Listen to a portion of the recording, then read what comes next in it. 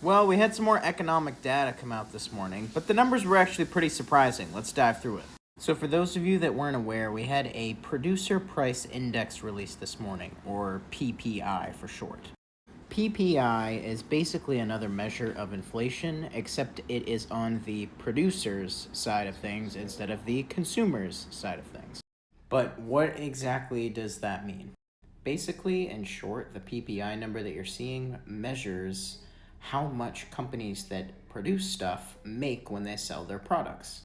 So, in a nutshell, with the CPI numbers being higher than expected yesterday, I would have expected the PPI numbers to be higher than expected as well, but instead they are not.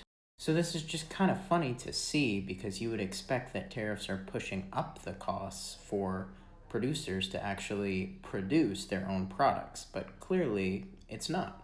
So this is kind of leading me to think that it is possible the increase in inflation that we saw yesterday from the CPI release could be temporary. Or the fact that we just simply do not have enough data to see the downstream effects quite yet. Now that that is out of the way, we had an absolute roller coaster of a day in the stock market. And I'm going to be honest with you, it was all news related. Around 11:30, 11:40 this morning, we had reports from the New York Times that President Trump had drafted a letter to fire Fed Chair Powell, which then led to a massive sell-off intraday in the S&P 500.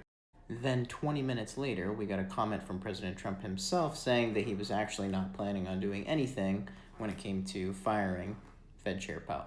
He even claimed that the reports of him firing Fed Chair Powell were not true. And the S&P 500 rebounded and headed higher during the day. It really is crazy to see how much President Trump's word can move the S&P 500. Day trades have been extremely hard. You are one Donald Trump tweet away from stop loss.